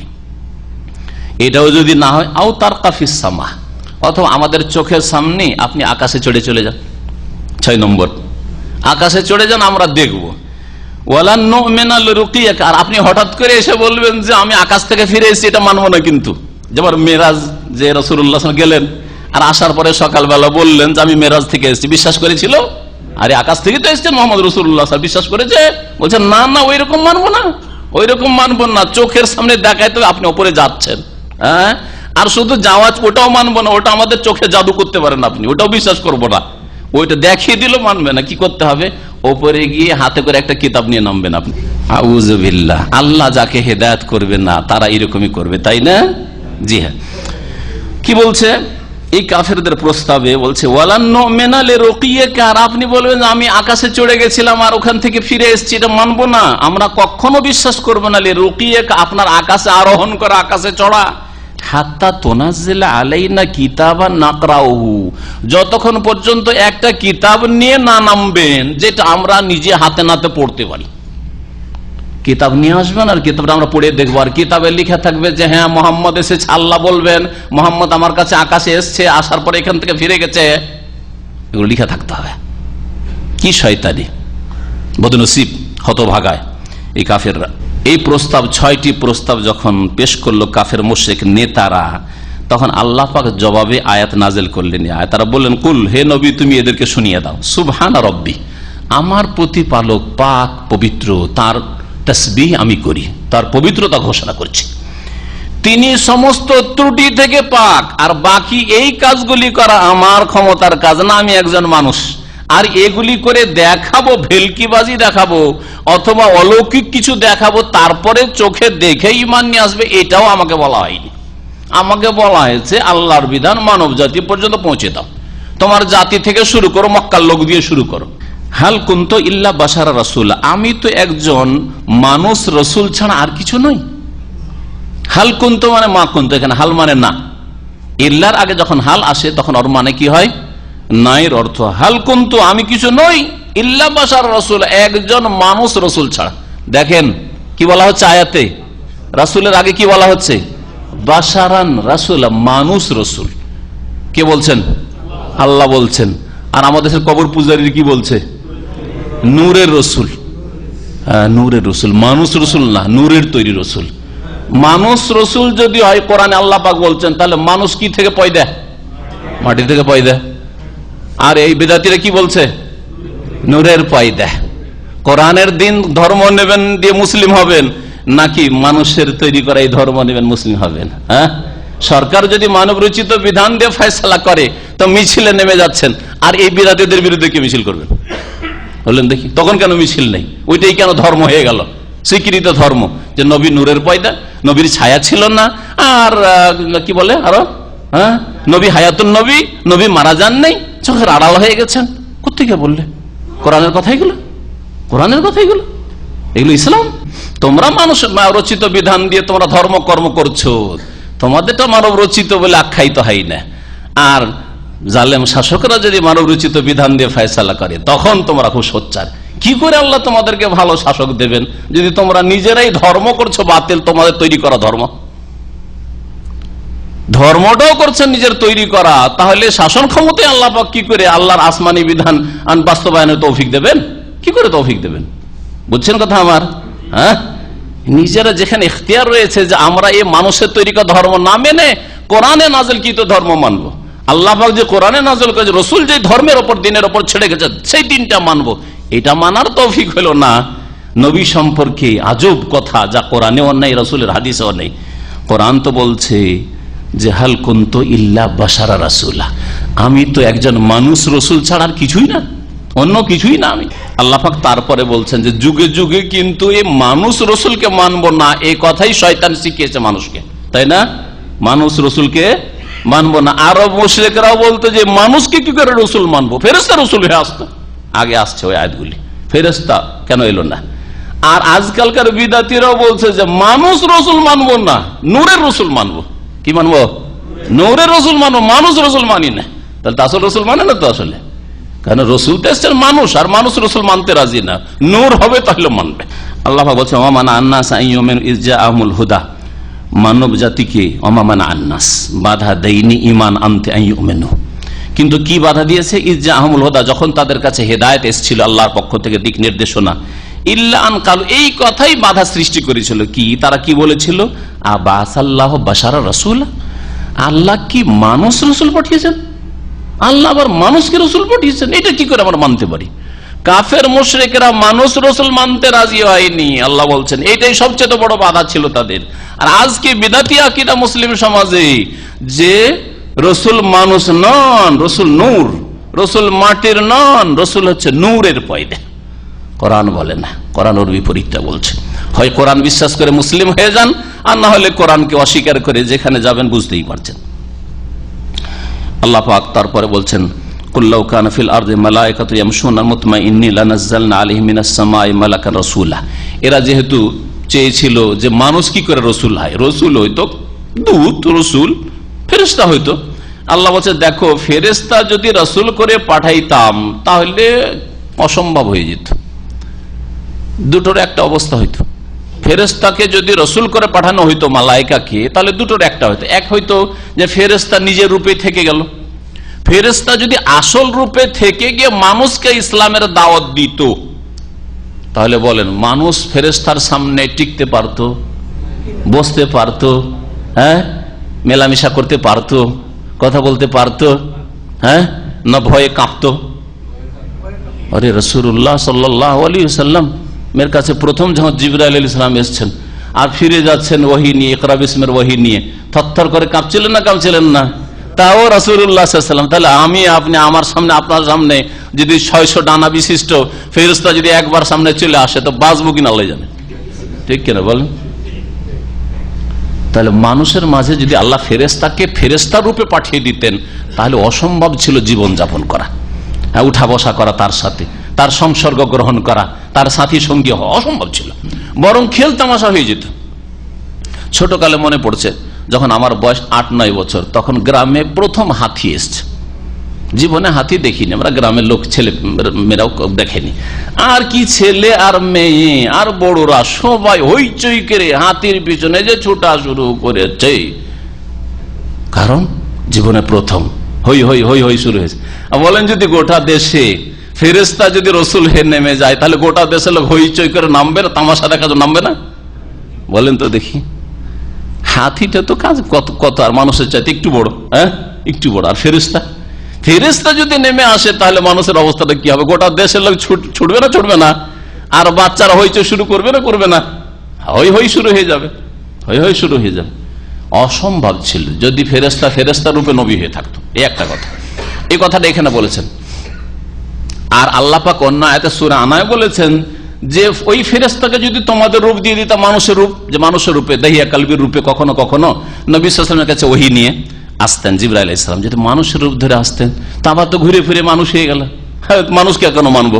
কি করে জানবো যে এটা ফেরেশতা? না না মানবো না, এই মানুষ করতো না ওয়ালা জাআলনাহু রাজুলান, আল্লাহ বলছে একে যদি আমি মানুষ করে, ফেরেশতাকে মানুষ করে পাঠাইতাম, রসুল বানিয়ে দিলাম আর মানুষের রূপ দিয়ে পাঠিয়ে দিলাম, ফেরেশতাকে রসুল বানালাম আর মানুষের চেহারা রূপ দিয়ে পাঠালাম, লাজআলনাহু রাজুলান, যদি তাকে যদি মানুষ করতাম, ওয়ালা জাআলনাহু রাজুলান লালাবাসনা আলাইহিম মা ইয়ালবিসুন, তাহলে তাদের উপর তো আবার অস্পষ্ট হয়ে যেত বিষয়টা, যার এটা কি আসলে ফেরেশতা না মিছামিছি বলছে ফেরেশতা? কিন্তু মানুষ বলতো না, মানুষ বলতো, তাহলে তারপরে ইমান আনতো না। আর ফেরেশতার রূপ ধরে থাকলে ওর সাথে টিকতে পারতো না, থাকতে পারতো না, ওর আশেপাশে দেখলে পালাইতো, মরে যেত, বসবাস করা মুশকিল হইতো। আল্লাহ পাক বলছেন কুল্লাউ কানা ফিল আরদি মালাইকা, হে নবী বলে দাও যদি পৃথিবীতে ফেরেশতা থাকতো, ইয়ামশুনা মুতমাইন, চলতে পারতো নিরাপদ। ফেরেশতা জমিনে নেমে গেল নিরাপদ, রাত্রেও থাকছে দিনেও থাকছে, সারা জীবনটা থাকছে, এরকম যদি থাকা সম্ভব হতো, লানাজ্জালনা আলাইহিম মিনাস সামাই মালাকান রাসূলা, তাহলে অবশ্যই আমি আকাশ থেকে ফেরেশতাকে রাসূল করে পাঠিয়ে দিতাম। কিন্তু ফেরেশতা নিরাপদ চলাফেরা করতে পারবে পৃথিবীতে না, অসম্ভব। আর মানুষরা নিরাপদ তার সাথে চলাফেরা করবে, এটা অসম্ভব। কুল হে নবী আরো জানিয়ে দাও, কাফা বিল্লাহি শাহিদাম বাইনি ওয়া বাইনাকুম, আল্লাহ যথেষ্ট সাক্ষী হিসাবে আমার মাঝে আর তোমাদের মাঝে, হে কাফের মুশরিকরা, ইন্নাহু কানা বিইবাদিহি খাবীরাম বাসীরা, নিঃসন্দেহে আল্লাহ পাক সবকিছুর সূক্ষ্ম খবর রাখেন এবং সবকিছু তিনি দেখেন। ওমাই ইয়াহদিল্লাহু ফাহুয়াল মুহতাদ, আল্লাহ পাক যাকে হেদায়েত করেন সেই হেদায়েত প্রাপ্ত, ওমাই ইউদলিল, আর যাকে আল্লাহ গুমরাহ করেন ফালান তাজিদ লাহুম আউলিয়া মিন দুনিহি, আল্লাহ ছাড়া কাউকে পৃষ্ঠপোষক পাবে না হেদায়েত করার জন্য, আল্লাহ পাকের তৌফিক না হলে। কিন্তু তৌফিক কখন হয়? যখন মানুষ চেষ্টা করে। আপনি চেষ্টা না করলে আল্লাহ পাক গন্তব্যস্থানে কখনো পৌঁছাবেন না। ভাত প্লেটের সামনে আছে, যতক্ষণ হাতে করে নিয়ে মুখের কাছে না নিয়ে যাবেন পেটে ঢুকবে, আর তারপরে মুখে দেওয়ার পরে যদি আপনি না চিবান, না গিলেন তো পেটে যাবে। তাহলে কর্ম করতে হবে, কর্ম করলে আল্লাহ পাক তৌফিক দেবেন।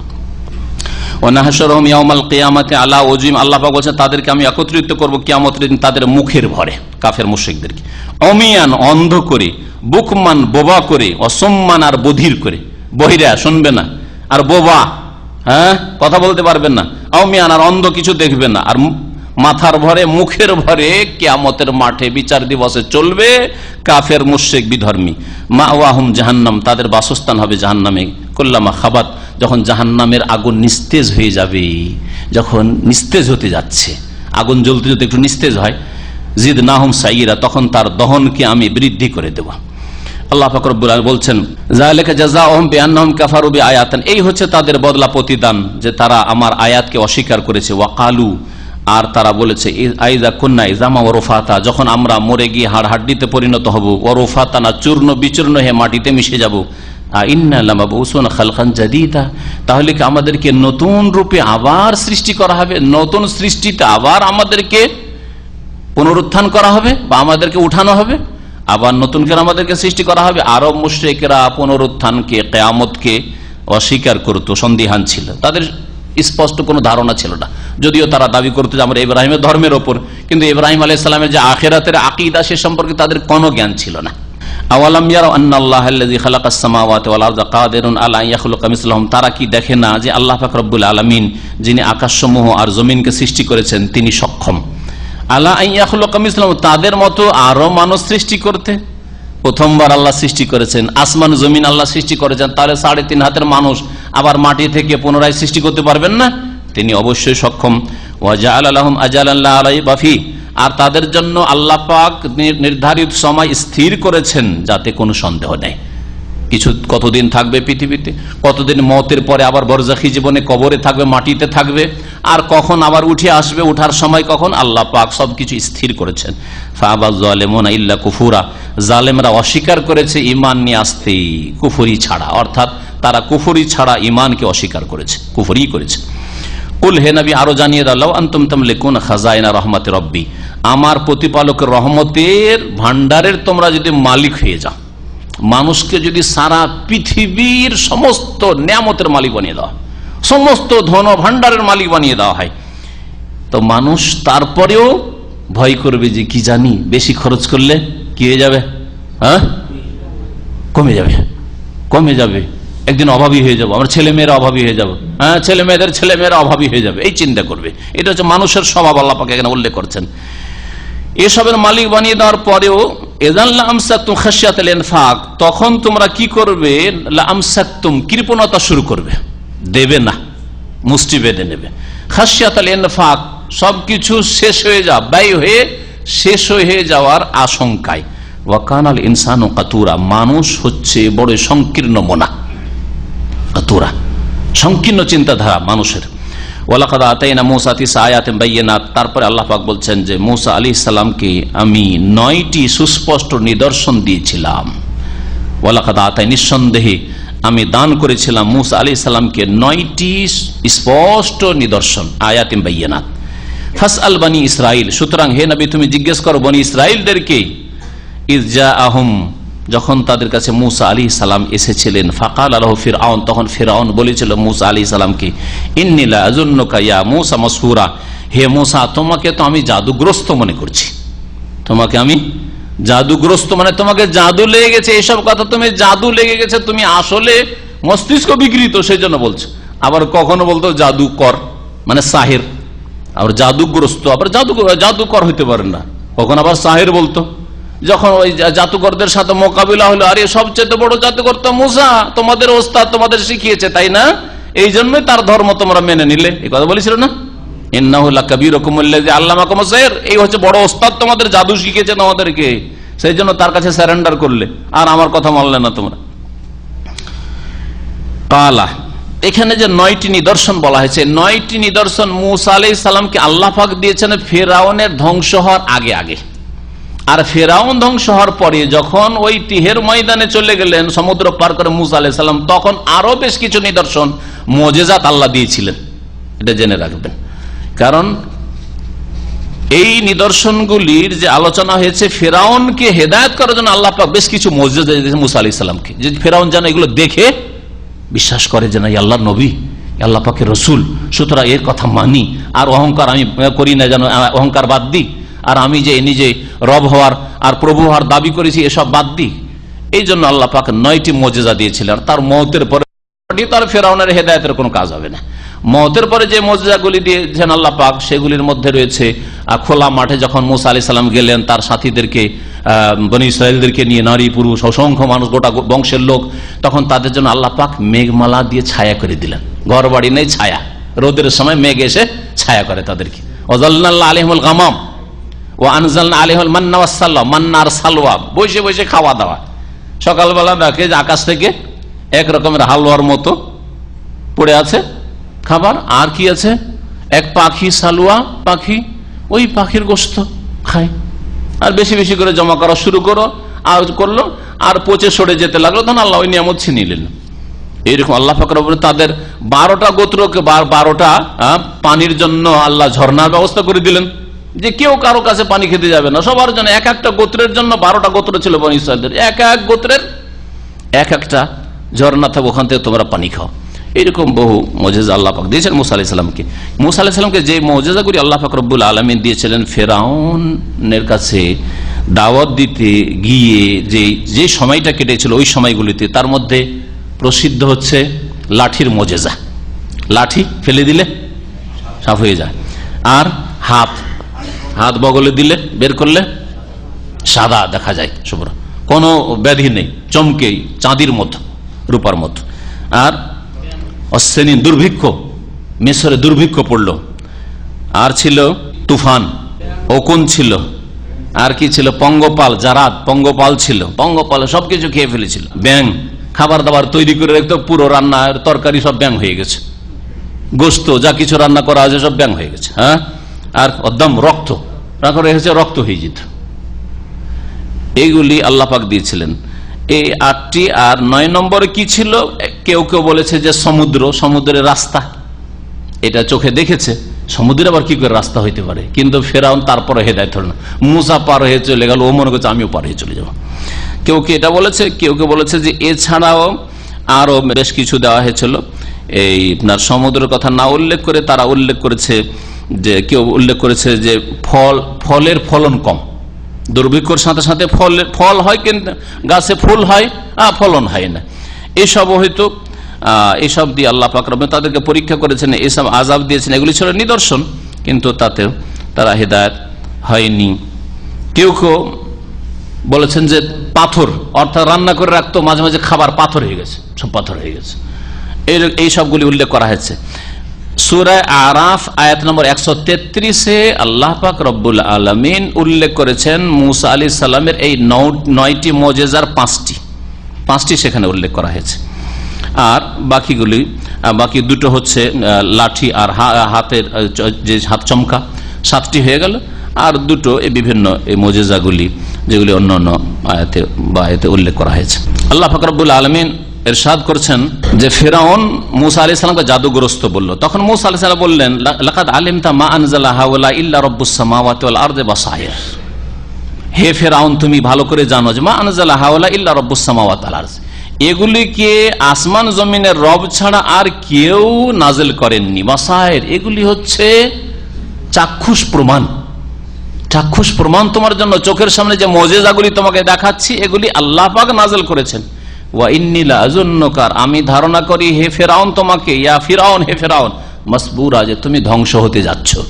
তুমি যদি এই মুজিজাগুলি দেখার পরে ঈমান না নিয়ে আসো তাহলে ধ্বংস হতে যাচ্ছ। ফাআরাদা ইয়াস্তাফিজ্জাহু মিনাল আরদ, এই ফিরআউন কিন্তু চাইল এই মিশর থেকে মুসা আলাইহিস সালামকে এবং মুসার দলবলকে, বনি ইসরাইলদেরকে উৎখাত করতে, ইয়াস্তাফিজ্জাহুম মানে উৎখাত করতে চাইল। ফাআগরাকনাহু ওয়া মা'হু জামিয়া, তখন আমি তাকেও ডুবিয়ে দিয়ে ধ্বংস করলাম, আর তার সাথে যারা ছিল তাদের সকলকে ধ্বংস করে দিলাম ডুবিয়ে। ওয়া কুলনা মিন বাদিহি লিবনি ইসরাইল, তারপরে আমি বনি ইসরাইলদেরকে বললাম, আল্লাহ পাক যখন বনি ইসরাইলদেরকে সমুদ্র থেকে নাজাত দিলেন, আল্লাহ পাক বলছেন তাদেরকে আমি বললাম উসকুনুল আরদ, তোমরা এখন এই দেশে বসবাস করো। কোন দেশে? মিশরে কিন্তু ফিরে যাননি, বনি ইসরাইলদেরকে নিয়ে মুসা আলাইহিস সালাম মিশরে আর ফিরে যাননি। যারা বলে যে গদি দখল করা ইসলামের উদ্দেশ্য, তাদের জন্য এখানে একটা শিক্ষণীয় বিষয় রয়েছে যে নবী এত বেটার চান্স পেলেন যে মিশরের গদি খালি, তারপরে মুসা আলাইহিস সালাম সমুদ্র থেকে আরেকবার পাড়ি দিয়ে মিশরে কেন ফিরে গেলেন না? তাহলে বোঝা গেল যে ইসলাম শুধু স্টেট কায়েম করার নাম নয়, ইসলাম মানে ক্ষমতায় যেতে হবে, আর ক্ষমতার বলে সব ঠিক করে নেব, শিরক বিদআত উৎখাত করে দেবো, আর বেশ্যাখানা উৎখাত করে দেবো, আর মদের লাইসেন্স ক্যান্সেল করে দেবো, আর এই করে দেবো সেই করে দেবো, আর সবকে পাক্কা মুসলিম বানিয়ে দেবো, শুধু গদিটা আমাদেরকে দিয়ে দেন। তাহলে এই থিওরিটা ইসলামিক থিওরি নয়, এটা অপব্যাখ্যা ইসলামের, ভালো করে শুনে রাখেন। না হলে মুসা আলাইহিস সালাম অবশ্যই ফিরে যেতেন ওখানে। আল্লাহ পাক বলছেন যে উসকুনুল আরদা, হে মুসা এবং মুসার অনুসারী বনি ইসরাইলরা, তোমরা এই পৃথিবীতে বসবাস করো। কোথায় তাদেরকে যেতে বলা হয়েছিল? বাইতুল মুকাদ্দাস। আল্লাহ মিশরে না পাঠিয়ে বলছেন বাইতুল মুকাদ্দাস যাও। ওই ময়দান থেকে তারপরে বাইতুল মুকাদ্দাসে প্রবেশের নির্দেশ দিয়েছিলেন, কারণ বাইতুল মুকাদ্দাসই ছিল আসল ভূমি, ফিলিস্তিন প্যালেস্টাইনই ছিল আসল ভূমি বনি ইসরায়েলদের। ফাইজা যা ওয়াদুল আখিরা, যখন পরকালের প্রতিশ্রুতি আসবে, অর্থাৎ তোমাদেরকে যখন কিয়ামতের দিনে উঠাবো হাসরে, যে এনা বেকুম লাফিফা, তোমাদেরকে একত্রিত করে দলে দলে নিয়ে আসবো। যে এনা বেকুম, আল্লাহ পাক তোমাদেরকে দলে দলে হাজির করবেন। অবিল হাক্কে আনজালনা অবিল হাক্কে নাজাল, আল্লাহ পাক বলছেন যে সত্যের সাথে আমি কোরআনকে নাজিল করেছি। অবিল হাক্কে নাজাল, আর সত্যের সাথে হকের সাথে নাজিল হয়েছে। আল কোরআন হচ্ছে সত্য। ওমা আরসালনাকা ইল্লা মুবাশশিরা ওয়া নাযীরা, হে নবী তোমাকে সুসংবাদ দাতা করে একমাত্র প্রেরণ করেছি, আর তোমাকে সতর্ককারী করে প্রেরণ করেছি। নবী মুহাম্মদ সাল্লাল্লাহু আলাইহি সাল্লাম যে কোরআন নিয়ে এসেছেন সেটা হচ্ছে সত্য। যদিও কাফের মুশরিকেরা যতই প্রোপাগান্ডা করুক না কেন, যতই হইচই করুক না কেন যে এই কোরআন হচ্ছে গণকের কথা, কোরআন হচ্ছে মুহাম্মদের রচিত, কোরআন হচ্ছে কবিতা, কেউ শিখিয়ে দিচ্ছে মুহাম্মদকে, ইত্যাদি ইত্যাদি, যাই বলুক না কেন, কিন্তু মনে রেখো যে কোরআন সত্যের সাথে আমি নাজেল করেছি এবং সত্যের সাথেই কোরআন অবতীর্ণ হয়েছে। আল্লাহ পাক রব্বুল আলামিন বলছেন তারপরে কোরআনান ফারাকনাহু, আর এই কোরআনে কারীমকে আমি বিভক্ত করেছি। ফারাকনাহু সূরায় আর আয়াতে, কোরআন সবগুলিকে এক ধার থেকে একসাথে বয়ান করে দেননি, বিভিন্ন সূরায় আল্লাহ ভাগ করেছে। ফারাকনাহু সূরার ভাগ। আবার কোরআনে কারীমকে একটি সূরাকে বেশ কিছু আয়াতে ভাগ করেছেন। হ্যাঁ, এক একটা আয়াত শেষ হচ্ছে, থামেন, আবার আর একটা আয়াত পড়েন। ফারাকনাহু আমি বিভক্ত করেছি, লিতাকরাহু আলান নাসি আলা মুকস। আর তারপরে এই বিভক্ত করা আর একটা তাফসীর হচ্ছে কোরআনে কারীমকে আল্লাহ পাক রব্বুল আলামিন আসমান থেকে নাযিল করেছেন, লৌহে মাহফুজ থেকে প্রথম আসমান থেকে বাইতুল ইজ্জা, সেখান থেকে আল্লাহ পাক রব্বুল 23 বছরে নাজেল করেছেন জিবরাইল আলাইহিস সালামের মাধ্যমে মুহাম্মদ রাসূলুল্লাহ সাল্লাল্লাহু আলাইহি ওয়াসাল্লাম পর্যন্ত। নাজেল হওয়ার দিক থেকে আল্লাহ পাক ভাগ ভাগ করেছেন, যখন যে রকমের প্রয়োজন হয়েছে তখন আল্লাহ পাক নাজেল করেছেন। আল্লাহ পাক বলছেন যে আমি এইভাবে কেন নাজেল করেছি, লিতাকরাহু আলান নাসি আলা মুকস, যাতে করে থেমে থেমে তুমি মানুষকে পড়ে শোনাও। একসাথে গোটা কোরআন নাজেল হইলে ওই সুবিধাটা হইতো না। যখন যখন প্রয়োজন, যখন যখন যেই রকম অবস্থা থাকে, সিচুয়েশন থাকে, তখন সেই রকমই আল্লাহ পাক আয়াতগুলি নাজিল করে। ওয়ানাজ্জালনাহু তানজিলা, আর আমি ধীরে ধীরে নাজিল করেছি। নাজ্জালা মানে ধীরে ধীরে, 23 বছর আমি নাজিল করেছি। কুল আমিনু বিহি আও লা তুমিনু, হে নবী এদেরকে বলে দাও, আরব মুশরিকদেরকে, তোমরা বিশ্বাস করো আর নাই করো, তোমরা ঈমান আনো আর ঈমান না আনো, তোমাদের ইচ্ছে। ইন্নাল্লাযীনা উতুল ইলমা মিন ক্বাবলিহি, তবে এর পূর্বে যাদেরকে কিতাব সম্পর্কে জ্ঞান দেওয়া হয়েছে, অর্থাৎ আহলি কিতাব, যাদের কাছে তাওরাতের জ্ঞান ছিল, যাদের কাছে ইনজিলের জ্ঞান ছিল, এদের যারা জ্ঞানী মানুষ, এযা ইউতলা আলাইহিম, তাদের সামনে যখন কোরআনের আয়াত তেলাওয়াত করা হয়, পাঠ করে শোনানো হয়, ইয়াখিরুনা লিল আযকানি সুজদাা, তারা অধোমুখী হয়ে সিজদায় লুটিয়ে পড়ে। ইয়াখিরুনা খাররা, ইয়াখিরুন মানে পড়ে যাওয়া, হ্যাঁ পড়ে যাওয়া, মুখের ভরে পড়ে যাওয়া। আর আযকান জিকিন বলা হয় এটাকে, জিকিন বলা হয় কোনটাকে, এটা কি বলেন, এটাকে তুতনি, হ্যাঁ কি বলেন, হ্যাঁ। তো এই জিকিন বলে আরবরা, যারা এই জিকিন পার্টি, মানে গোটা মুখে দাড়ি না রেখে কাটতে কাটতে কাটতে কাটতে এইখানে রাখে, ওরা ওইটাকে আর লাহিয়া বলছেন, এটা কি বলে জিকিন। যদি কারো এইখানে থাকে দাড়ি, এইখানে আছে, বলে আবু জিকিন, কি বলে এরা, আবু জিকিন মানে জিকিনওয়ালা। আপনার দুটো মেয়ে থাকে আবু বিনতাইন, একটা মেয়ে থাকে আবু বিন্ত, হ্যাঁ, যেহেতু রাখে এইখানে, আর এটাকে জিকিন বলা হয় আরবি, তো আবু জিকিন, কথা ঠিক, দাঁড়িয়ে নয়, দাঁড়িয়ে হলে পুরো মুখে রাখতে হবে। এইরকম আমাদের দেশের মানুষেরা গালের ওপর থেকে কাটতে কাটতে কাটতে চিকন করে, আমাদের মোল্লারা বিশেষ করে মৌলবি এক শেরি কাটতে কাটতে চিকন করে একেবারে এইখানে রাখে, এটা দাড়ি হলো না, আর দাড়ি পুরো মুখের ওপরে, সুতরাং এগুলোও রাখতে হবে, এগুলো কি বলছিলাম, আল্লাহ পাক বলছেন যে ওই জিকিনের ভরে, মানে ওই জন্য বললাম অধোমুখী হয়ে, থুতনির ভরে কেউ পড়ে না সেজদায় যখন যায়, কিন্তু সেজদায় যখন যায় তখন মুখটা মাটির দিকে যায়, নিচের দিকে যায়, সেজন্য আল্লাহ পাক রব্বুল এই ভাষাটা এখানে প্রয়োগ করেছেন। যারা আহলি কিতাব আলেম, ইশারা ইঙ্গিত করা হয়েছে এই আয়াতে আব্দুল্লাহ বিন সালাম, যে তাওরাতের বড় আলেম ছিলেন, তার দিকে ইশারা করা হয়েছে, ইঙ্গিত করা হয়েছে এই আয়াতে সালমান ফারসি রাদিয়াল্লাহু আনহুর দিকে ইসলাম গ্রহণ করেছে। সালমান ফারসি অনেক বয়স পেয়েছিলেন এবং প্রথম তো অগ্নিপূজকের ছেলে, বড় রাজার ছেলে, আর তারপরে সেখান থেকে চলে এসে খ্রিস্টান ধর্ম গ্রহণ করেন, আর তারপরে ইঞ্জিল পড়েন, বাইবেল পড়েন, পড়ার পরে কিছু জ্ঞান ছিল মোহাম্মদ সাল্লাল্লাহু আলাইহি ওয়াসাল্লাম সম্পর্কে, আবার খুঁজতে খুঁজতে কিভাবে যে আল্লাহ পাক মদিনা পৌঁছে দিলেন তার বড় লম্বা খুব সুন্দর ঘটনা তার ইসলাম কবুলের রয়েছে।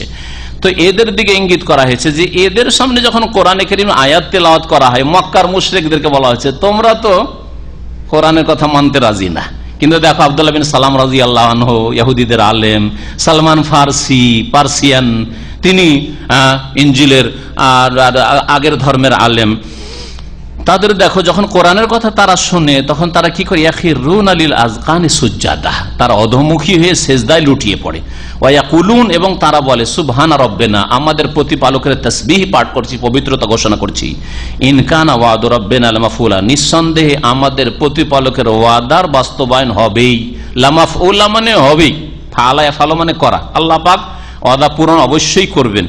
ওয়াখিরুনা লিল আযকান, এবং এই নেক লোকেরা যাদের কাছে ইলম রয়েছে আল্লাহর কিতাব সম্পর্কে, এরা কি করে, অধোমুখী হয়ে লুটিয়ে পড়ে, ইয়াখিরুনা লিল আযকান ইয়াবকুন, এবং এরা কান্না করে। তাহলে বোঝা গেল কোরআনে কারীমের তেলাওয়াত শুনে নামাজ পড়ে কান্না করার আল্লাহ প্রশংসা করেছে। ভালো করে শুনে রাখেন, এই আয়াতটা মনে রাখেন। আমাদের দেশের মানুষরা এক শ্রেণীর বেকুব লোকেরা আরবদেরকে কোরআনের তেলাওয়াতে বা তারাবির নামাজে কাঁদতে দেখলে হাসাহাসি করে, আরে কাঁদছি কেন রে, জাহেল মূর্খ এরা। কোরআনে প্রশংসা করা হয়েছে যে কোরআন তেলাওয়াত শুনলে অথবা করলে কান্না আসে, এটা কোরআনই কথা। আল্লাহ প্রশংসা করতে গিয়ে এদের কথা বলেছেন, এরা অধোমুখী লুটিয়ে পড়ে, ইয়াবকুন, আর এরা কান্না করে কোরআন তেলাওয়াত শুনলে, ওয়া ইয়াজিদুহুম খুশুয়া, আর এদের বিনয় আরো বৃদ্ধি পেয়ে যায়। কোরআনের তেলাওয়াত এদের বিনয়কে আরো বৃদ্ধি করে। এখানে সেজদা রয়েছে, আর দুটি আয়াতের তাফসীর বাকি আছে, শেষ করে দিয়ে আপনারা সেজদা করে নেবেন। আর সেজদার জন্য ওযু শর্ত নাই, সেজদা তেলাওয়াতের জন্য ওযু শর্ত নাই। তারপর আল্লাহ পাক বলেন কুল ইদুল্লাহ, হে নবী তুমি মানুষকে বলে দাও, উদুল্লাহ, আল্লাহ বলেই ডাকো আল্লাহকে, আবিদুর রহমান, অথবা রহমান করুণাময় দয়াময় বলেই ডাকো, আইয়াম্মাতাদু, যা বলেই ডাকো না কেন, ফালাহুল আসমাউল হুসনা, তার সুন্দর সুন্দর নাম রয়েছে, যেই নাম দিয়ে ডাকো, গফফার বলে ডাকো, গফুর বলে ডাকো, রহিম বলে ডাকো, হ্যাঁ, আর যা বলে ডাকো না কেন, যেসব নাম আল্লাহ পাকের রয়েছে প্রমাণিত, যেই নাম দিয়ে ডাকো না কেন সেই এক আল্লাহকেই ডাকা হলো। আরব মুশরিকেরা রহমান নামটি মানত না, অস্বীকার করত, সেই জন্য তাদের খণ্ডনে আয়াত নাযিল হয়েছে। 2 নম্বর যেটা খণ্ডন করা হয়েছে যে তারা মিথ্যা অপবাদ দিত, বলছে দেখো দেখো মোহাম্মদ কি করে, মোহাম্মদ আমাদের বলে যে এক আল্লাহ ছাড়া এইসব দেবদেবীর পূজা করবে না, আর মোহাম্মদকে দেখি কখনো ইয়া আল্লাহ বলে ডাকে, কখনো ইয়া রহমান, তো সেই তো 2-3কে ডাকে। এই মূর্খরা বুঝতো না, আর বুঝলেও কি করতো, অপব্যাখ্যা করো অনেক। এটা হচ্ছে বিদাতীদের লক্ষণ, এটা গুমরা কাফের মুশরিকদের লক্ষণ, যে বুঝছেন আপনি আমার উদ্দেশ্যটা, তারপর আমার কথার অপব্যাখ্যা করছেন, আপনি আমি কি বলতে চাইছি তারপর আমার কথার অপব্যাখ্যা করছেন। তো রাসূলুল্লাহ সাল্লাল্লাহু আলাইহি ওয়াসাল্লাম ইয়া আল্লাহ, ইয়া রহমান, ইয়া রহিম বলে আল্লাহকে যখন ডাকতেন, ইয়া আল্লাহ তুমি রহম করো, ইয়া রহমান তুমি দয়া করো ইত্যাদি যখন দোয়া করতেন, তখন দেখো দেখো আমাদের বলে যে 2 এলাকে ডাকিও না, আর এই কয়েক এলাকে ডাকে, এই কয়েক এলাকে ডাকে। আল্লাহ বলছে দেখো আল্লাহকে যেই নাম দিয়ে ডাকো না কেন, আল্লাহ বলে ডাকো, আর রহমান বলে ডাকো, আর কাদের বলে ডাকো, কাদির বলে ডাকো, অলমাইটি বলেই ডাকো, আইয়াম্মাতাদু, যা বলেই ডাকো না কেন, ফালাহুল আসমাউল হুসনা, তার সুন্দর সুন্দর নাম রয়েছে। ওয়ালা তাজহার বিসলাতিকা, হে নবী তুমি নামাজ উচ্চ স্বরে নামাজে তেলাওয়াত করিও না, উচ্চ স্বরে নামাজে তেলাওয়াত করিও না, ওয়ালা তুখাফিত বিহা, আর আস্তে আস্তেও খুব পড়িও না। নবী করিম সাল্লাল্লাহু আলাইহি ওয়াসাল্লাম মক্কায়, যেহেতু মক্কায় এই আয়াতগুলি নাযিল হয়েছে, যখন কোরআন পড়তেন জোরে পড়লে, জোরে যখন তেলাওয়াত করতেন বা সাহাবীরা তেলাওয়াত করতেন, তখন আরব মুশরিকেরা গাল দিত। মুহাম্মদ সাল্লাল্লাহু আলাইহি ওয়াসাল্লামকে তো গাল দিতই, জিবরাইলকে গাল দিত, আল্লাহকেও গাল দিত, জাহেল মূর্খ আল্লাহকেও গাল দিত। আর আস্তে যদি পড়া হয়তো নিজের অন্তরের উপর ওর একটা প্রভাব, যে ভালো প্রভাব পড়া উচিত, প্রতিক্রিয়া হবে, সেটা হবে না। মনে মনে যদি পড়েন একেবারে, সে না, আল্লাহ বলে যে মাঝামাঝি পড়ো, এমন পড়ো নিজেকে শুনিয়ে পড়ো, নিজের পাশে যদি 1-2জন থাকে তারা শুনতে পাক, এইভাবে পড়ো। আর জোরে যদি একটু উচ্চ স্বরে বেশি পড়ো, তাহলে কাফের মুশরিকরা শুনবে, আল্লাহকে গাল দেবে, রসুলকে গাল দেবে, জিবরাইলকে গাল দেবে। আল্লাহ পাক তাই নির্দেশ দিচ্ছেন, ওয়ালা তাজহার বিসলাতিকা, তোমার নামাজ উচ্চ স্বরে পড়িও, মানে নামাজের তেলাওয়াত, কোরআনের তেলাওয়াত। এখানে সালাত বলা হয়েছে তেলাওয়াতকে, তাহলে বোঝা গেল কোরআনে কারীমকে কি বলা হয়েছে, সালাত। বোঝা গেল যে কোরআনে কারীমের তেলাওয়াত ছাড়া সালাত হয় না, নামাজ হয় না। আর সর্বনিম্ন হচ্ছে সূরা ফাতিহা, সূরা ফাতিহার তেলাওয়াত ছাড়া নামাজ হয় না। এই আয়াত দলিল যে সালাত বলে কেরাত বলা হয়েছে, আর সর্বনিম্ন কেরাত হচ্ছে সূরা ফাতিহা। সূরা ফাতিহা না পড়লে নামাজ হয় না। যেমন নবী করিম সাল্লাল্লাহু আলাইহি ওয়াসাল্লামের হাদিস এই আয়াতের ব্যাখ্যা করে, লা সালাতা লিমান লাম ইয়াকরা বিফাতিহাতিল কিতাব, যে সূরা ফাতিহা পড়ে না তার সালাত হয় না। ওয়ালা তুখাফিদ বিহা, আর নামাজে তেলাওয়াত খুব আস্তেও করে দিও না, মনে মনে করে দিও না, গোপনও রাখিও না। ওয়াবতাগি বাইনা যালিকা সাবিল, এর মাঝামাঝি তুমি পথ অবলম্বন করো। নবীকে আল্লাহ পাক নির্দেশ দিলেন মধ্যম পন্থায় তেলাওয়াত কর, নিজেকে শুনিয়ে, আশেপাশে এক দুইজন আছে তারা শুনতে পাচ্ছে, দূরের লোক যেন না শুনে, কাফের মুশরিকরা না শুনতে পায়। ওয়া কুলিল হামদুলিল্লাহ, এবং আল্লাহ পাকের শুকরিয়া জ্ঞাপন করো, প্রশংসা করো। আলহামদুলিল্লাহ, সমস্ত প্রশংসা আল্লাহ পাকের। আল্লাযী লাম ইয়াত্তাখিয ওয়ালাদা, যার কোনো সন্তান তিনি গ্রহণ করেননি, যার কোনো সন্তান নেই। লাম ইয়াত্তাখিয ওয়ালাদান, তিনি কোনো সন্তান সন্ততি গ্রহণ করেননি, ছেলে মেয়ে গ্রহণ করেন নাই, তার কোনো ছেলেও নেই মেয়েও নেই। আরব মুশরিকদের খণ্ডন করা হয়েছে, ফেরেশতাকে আল্লাহর মেয়ে বলতো, তারা আল্লাহর কন্যা বলতো। আর ইহুদি নাসারাদের খণ্ডন করা হয়েছে, যে ইহুদিরা বলতো যে ওজাইর আল্লাহর পুত্র, খ্রিস্টানরা কি বলতো আর বলে এখন, হ্যাঁ, ঈসা আল্লাহর পুত্র, তাদের খণ্ডন করা হয়। সমস্ত বাতিল পন্থীদের খণ্ডন এতে রয়েছে। লাম ইয়াত্তাখিয ওয়ালাদা, আল্লাহর কোনো সন্তান সন্ততি নেই। ওয়ালাম ইয়াকুল লাহু শারীকুন ফিল মুলক, আল্লাহ পাকের রাজত্বে ক্ষমতায় কোনো শরীক অংশীদার নেই। আল্লাহ পাকের কাজ, আল্লাহ পাকের রাজত্ব হচ্ছে আল্লাহ পাক ছেলে মেয়ে দেন, আল্লাহ রোগের আরোগ্য করেন, আল্লাহ বালা মুসিবত দূর করেন, আল্লাহ দান করেন। আল্লাহ পাকের ক্ষমতা, আল্লাহর কাজে কোনো শরীক নাই। এতে সমস্ত মুশরিকদের খণ্ডন করা হয়েছে, সমস্ত মুশরিকদের খণ্ডন করা হয়েছে। যারা ছেলে মেয়ের প্রয়োজন হলে দরগাহে চলে যায়, কেউ দুর্গাতে যায়, কেউ দরগার কাছে যায়, হ্যাঁ, কেউ বাবাকে ডাকে, কেউ মাকে ডাকে। শুনেছেন না শোনেন নাই? মুশরিকেরা দুই রকম, কেউ মাকে ডাকে, কেউ বাপকে ডাকে। হিন্দুরা সব মাকে ডাকে, মা কালী, মা দুর্গা, মা লক্ষ্মী, মা সরস্বতী, তাই না? সব মাকে ডাকে। গোমাতা, গাভীর পূজা করে গোমাতা, হ্যাঁ, তাদের গোমাতা নাকি মুসলমানরা জবাই করে দিচ্ছে, ওদের মাকে জবাই করে দিচ্ছে। আমরা না হয় জবাই করলাম, আর চামড়াটার জুতা কে বানাচ্ছে? আরে তোমরাই তো জুতা বানাচ্ছে, চামড়া তো তোমাদের মধ্যে, চামড়া তো মুসলমানদের মধ্যে খুঁজে পাওয়া যায় না, তাই না? হ্যাঁ, তোমরা কেমন এই কাজ করছো যে মায়ের চামড়া দিয়ে জুতা পরছো আর জুতা বানাচ্ছো, আবার আর জুতা বানিয়ে আমাদেরকে দিচ্ছ, তোমরাও পরছো। এটা কেন করছো? এরা মায়ের পূজা করে। আর মুসলিমদের মধ্যে কবর পূজারী মুশরিকরা, এরা কি করে? বাবার পূজা করে। খাজা বাবা, শাহজালাল বাবা, আটরসি বাবা, মাইজ ভান্ডারি বাবা, অমক বাবা, তমক বাবা, সব বাবার দল, বাবার দল। কত বাবা যে পাকিস্তানে আছে, কত বাবা যে ভারতে আছে, আল্লাহ পাক জানে, বলতে পারবো না। হ্যাঁ, বাবার অভাব নেই। তো মায়ের পূজা না হয় বাবার পূজা। আর এবাদত বন্দেগী আল্লাহর করতে বলা হয়েছে, বাবারও করতে পারে, মায়েরও করতে বলা হয়নি। বুঝলেন কথা? হ্যাঁ হ্যাঁ, আল্লাহ পাক যেন হিদায়াত দান করে। আল্লাহর কোনো শরীক নেই, আল্লাহর কাজে, মুলকে, সার্বভৌমত্বে কোনো শরীক নেই। আরব মুশরিকরা বলতো লব্বাইক আল্লাহুম্মা লব্বাইক, লব্বাইক লা শারীকা লাকা লব্বাইক। এতদূর তো আমাদের সাথে একমত। তারপরে কি বলতো? ইল্লা শারীকান তামলিকুহু ওয়া মা মালাক, তবে একটা শরীক আছে। আরব মুশরিক বলতো কি, যে শরীক আছে, এই দেবদেবী শরীক আছে, আমাদের লাত উজ্জা মানাত শরীক আছে, কিন্তু তামলিকুহু ওয়া মা মালাক, ওদেরও তুমি মালিক, আর ওরা যেসব ডিপার্টমেন্ট মালিক তারও তুমি আল্লাহ মালিক, মানে বড় আল্লাহ, ওপরওয়ালা, এইসবের মালিক। এটাই তো কবর মাজার পূজারীরা বলছে, হ্যাঁ, যে খাজা বাবা আর আমরা আব্দুল কাদের জিলানী, এদের মালিক আল্লাহ, আর এরাকে যে মালিকান আল্লাহ দিয়েছেন ভাগ বন্টন করে দিয়ে দিয়েছেন, সবকিছুর মালিক আল্লাহ, কিন্তু এদেরকে ভাগ বন্টন করে দিয়ে দিয়েছেন দেওয়ার। আল্লাহ পাক বলছেন ওয়ালাম ইয়াকুল্লাহু ওয়ালিয়্যুম মিনাজ-যুল, আর দুর্দশাগ্রস্ত অবস্থায় আল্লাহ পাকের কোনো অভিভাবক নেই, অর্থাৎ আল্লাহ পাকের কোনো দুর্দশাও হয় না। আর দুর্দশা যখন হয় না, কোন দুর্দশায় মানুষ যখন পড়ে তখন কি হয়? দুর্দশাগ্রস্ত হইলে কোন অভিভাবক লাগে, পৃষ্ঠপোষক লাগে, সাহায্যকারী লাগে, তাও আল্লাহর প্রয়োজন হয় না। ওয়াকাব্বিরহু তাকবীরা, আল্লাহ পাকের মহত্ব বর্ণনা করো, আল্লাহ পাকের বড়ত্ব ঘোষণা করো। এই দিয়ে সূরা ইসরা তাফসীর শেষ হলো। সময় শেষ হয়ে গেছে। সাল্লাল্লাহু আলাইহি ওয়া সাল্লাম মুহাম্মদ ওয়া আলা আলিহি ওয়া সাহবিহি।